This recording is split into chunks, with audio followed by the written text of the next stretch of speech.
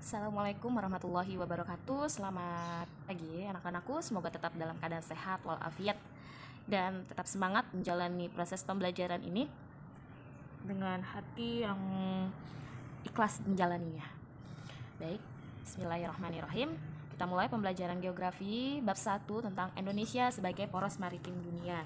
Kalian bisa literasi juga di LKS halaman 7. Posisi strategis kalau di sini judulnya Indonesia sebagai poros maritim dunia. Sedangkan dalam PowerPoint Ibu, Indonesia sebagai poros maritim dunia. Sama saja ya.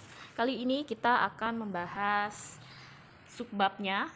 Yang A, letak luas dan batas wilayah Indonesia. Itu bisa kalian lihat di LKS halaman 8. Letak luas dan batas wilayah Indonesia. Letak wilayah Indonesia dapat dilihat dari sudut pandang letak astronomis, letak geologis, dan letak geografis. Apa sih letak astronomis itu? Apa sih letak geologis dan geografis? Baik, kita akan bahas berikut ini. Letak astronomis Indonesia. Letak astronomis Indonesia berada di antara 6 derajat lintang utara LU, 11 derajat lintang selatan LS, dan 95 derajat bujur timur sampai 141 derajat bujur timur atau BT. Jadi, letak astronomis ini silahkan dihafalkan di luar kepala ya. Silahkan dihafal karena nanti ini kepake sekali ya. Letak astronomis Indonesia. Mana sih yang astronomis, Bu? Astronomis itu yang garis di dalam peta ini bisa kalian lihat, garis berwarna biru. Garis-garis kotak-kotak yang berwarna biru itu namanya garis astronomis ya. Jika kalian lihat di peta, di sini ada namanya yang kotak-kotak itu namanya garis astronomis ya. Letak geografis Indonesia. Nah, ini dia yang dimaksud dengan letak geografis, yaitu Indonesia terletak di antara dua benua. Kalau geografis, dua benua dan dua samudra. Benua Asia di bagian atas utara dan benua Australia di bagian bawah ya, bagian selatan. Serta di antara Samudra Hindia. Mana Samudra Hindia? Ada di sebelah kiri kalian. Di sebelah kiri itu namanya barat ya, dan selatan. Lalu ada juga Samudra Pasifik. Ada di mana Samudra Pasifik? Di sebelah kanan. Bisa kalian lihat ya, di sebelah kanan kalian ini. Nah, ini sebelah timur. Jadi kalau ngeliat peta itu hafalin BUETS, BUTS. B barat, di sini B. Utara atas, timur itu sebelah kanan, S itu bawah, selatan di bagian bawah. Jadi BUTS.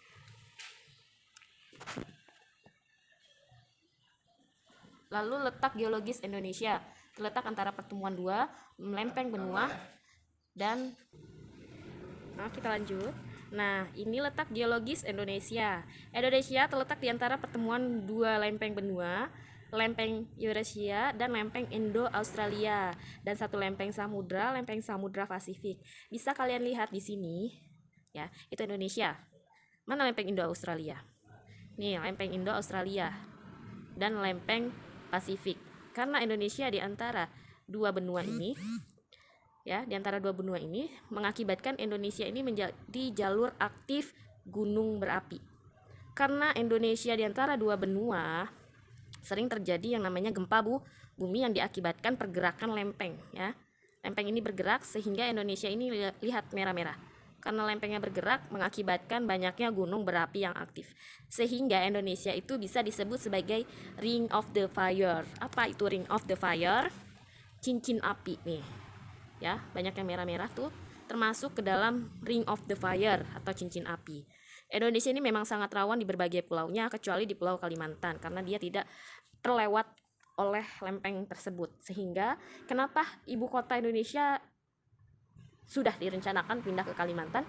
Ya karena itu tadi, untuk menghindari bencana yang sangat besar, salah satunya gunung berapi, gunung-gunung yang aktif ya. Tetapi memang sangat disayangkan Kalimantan itu merupakan pulau yang banyak hutannya dan hampir dari 1/4 paru-paru dunia itu ada di Kalimantan.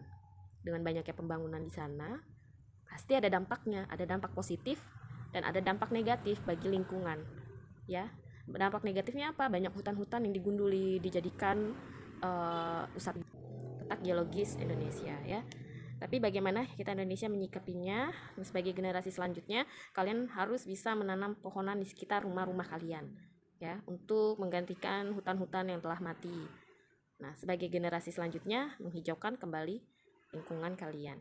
Lalu yang kedua adalah luas wilayah Indonesia. Luas daratan Indonesia menurut BPS, Badan Pusat Statistik, tahun 2015 sebesar 1.913.578 km persegi.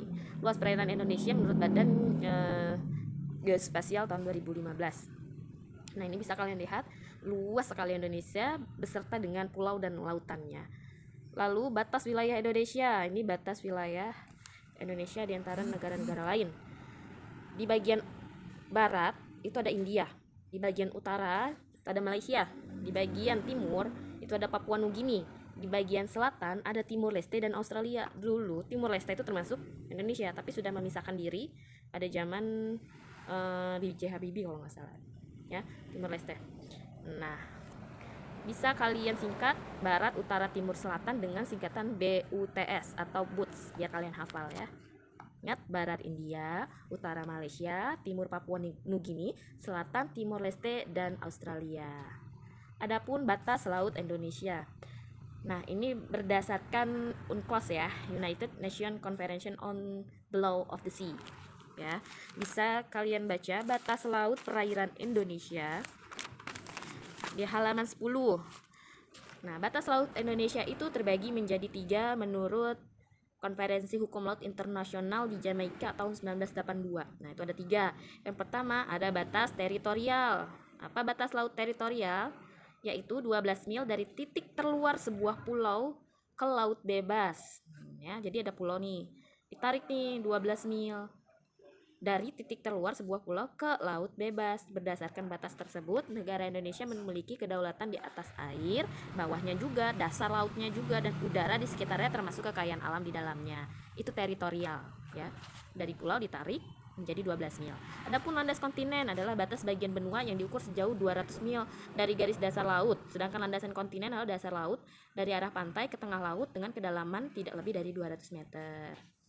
Lalu ada zona ekonomi eksklusif ZEE, ditarik dari titik pantai sebuah pulau sejauh 200 mil. Dengan bertambahnya luas perairan Indonesia, maka kekayaan alam yang terkandung di dalamnya bertambah pula. Oleh karena itu, Indonesia bertanggung jawab untuk melestarikan dan melindungi sumber daya alam dari kerusakan. Lalu ada batas udara. Batas wilayah udara mengikuti batas kedaulatan negara baik darat maupun laut, dan batasnya dengan angkasa luar ditetapkan berdasarkan perkembangan hukum internasional. Nah, di sini kalian bisa lihat yang tadi ya, batas laut Indonesia. Ada tadi ZT, zona teritorial. Nih ZT nih, ya. Bisa diambil 12 mil dari pulau terluar hingga ke laut bebas. Nah, 12 mil ya. Ini pulau diambil dari sini ke sini. Ya, zona teritorial. Sampai ke atasnya ini adalah daerah kekuasaan Indonesia. Sampai keluar angkasa. Terus ada ZEE, zona ekonomi eksklusif. Ya, zona ekonomi eksklusif itu ditarik sejauh 200 mil. Nah, ditarik sejauh 200 mil dengan bertambahnya luas perairan Indonesia. Kekayaan alam yang ada di dalamnya itu termasuk punya Indonesia. Oke, baik. Nah, sekian pertemuan di bab ini tentang letak, luas, dan batas wilayah Indonesia. Nah, untuk tugasnya, latihan siswa halaman 10, kalian jawab pertanyaan-pertanyaan, ada 5 di sana ya. Yang pertama, jelaskan letak geografis Indonesia. Yang kedua, apakah ini maksud dengan letak sosiokultural? Yang ketiga, bagaimana batas wilayah udara Indonesia? Yang keempat, apakah ini maksud tanjung? Yang kelima, sebutkan luas wilayah lautan dan daratan Indonesia. Nah, tugasnya di mana? Kerjakan di buku tugas geografi, dikasih nama, dikasih kelas, lalu difoto, habis difoto diupload di Google Classroom. Geografi kelasnya masing-masing. Batas waktunya kapan? Selasa depan, tanggal 10 Agustus ya anak-anak. Terus setelah itu minggu depannya tanggal 10 kita bahas tentang karakteristik wilayah daratan dan perairan Indonesia.